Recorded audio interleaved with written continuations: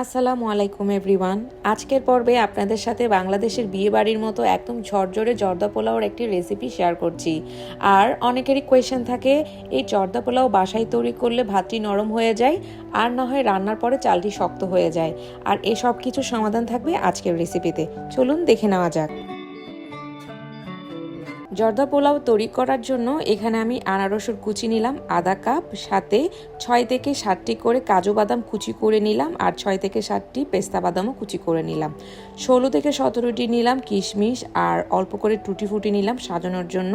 আর এখানে মাওয়া নিলাম, আর ছোট একটি দারচিনি নিলাম, 3টি এলাচ নিলাম, 4টি লবঙ্গ নিলাম, আর একটি তেজপাতা নিলাম। এবার এদিকে সামান্য অরেঞ্জ ফুড কালার পানি দিয়ে মিশিয়ে নিলাম, আর আধা কাপের মতো চিনি গুঁড়া চাল ভালো মতো পানি দিয়ে পরিষ্কার করে নিতে হবে। এবার একটা পাতিলে পানিটা পরিমাণে একটু বাড়িয়ে দিয়ে ধুয়ে রাখা চিনি গুঁড়া চালগুলো প্রায় 90%-এর মতো সিদ্ধ করে নিতে হবে।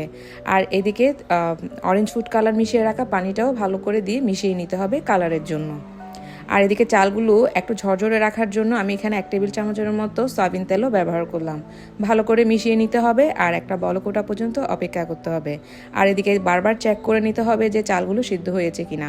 প্রায় 90%-এর মতো এমন সিদ্ধ হয়ে আসলে চালগুলো স্ট্রেনারে একটু ছেঁকে নিতে হবে। এরপর একটু বিছিয়ে নিতে হবে যাতে ঝরঝরা থাকে। এখন এই আনারসের কুচিগুলো চিনির শিরায় দিয়ে প্রায় 5 থেকে 6 মিনিটের মতো রান্না করে নিতে হবে।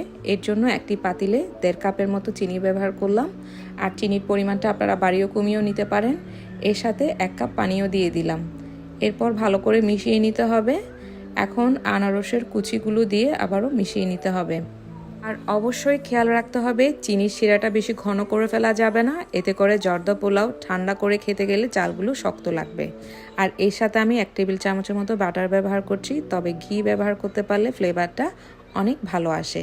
সাথে তেজপাতা, লবঙ্গ, এলাচ, দারচিনি, কয়েকটি কিশমিশ দিয়ে আবারও ভালো করে মিশিয়ে নিচ্ছি। চিনির শিরাটা এমন পাতলা থাকা অবস্থায় ভাতগুলো দিয়ে দিতে হবে, আর ভাতগুলো দিয়ে একটু মিশিয়ে নিতে হবে। আর অবশ্যই চুলার আঁচটা লো টু মিডিয়ামে থাকতে হবে। লো টু মিডিয়ামে রেখে এভাবে আস্তে আস্তে দমে রাইসগুলোকে রান্না করে নিতে হবে। এভাবে প্রায় 20 মিনিটের মতো ঢাকনা দিয়ে চুলার আঁচটা একদম লোয়ে রেখে চিনির শিরাটা কমে যাওয়া পর্যন্ত আমি রান্না করে নিব। তবে একটু পরপর ঢাকনা খুলে চেক করে নিতে হবে রাইসগুলো ঠিকঠাক মতো আছে কিনা, নাকি পাতিলের তলানিতে লেগে গিয়েছে। আর যখন দেখবেন শিরাটা একদম কমে গিয়ে এরকম মাখো মাখো হয়ে গিয়েছে রাইসের সাথে, এই পর্যায়ে কেটে রাখা কাজু বাদাম আর পেস্তা বাদামগুলো দিয়ে ভালো করে মিশিয়ে নিতে হবে। এভাবে একটি চামচ কিংবা স্প্যাচুলা দিয়ে সবগুলো রাইস একসাথে দলার মতো করে নিতে হবে, যেভাবে দেখতেই পাচ্ছেন।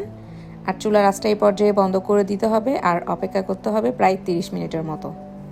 প্রায় 30 মিনিট পরে ঝরঝরে জর্দা পোলাও একদমই রেডি। দেখতেই পাচ্ছেন মাঝখান থেকে একদমই কোনো শিরা আর নেই, শিরার মতো পানি আর নেই, আর চালটা দেখতে পাচ্ছেন কতটা ঝরঝরে হয়েছে।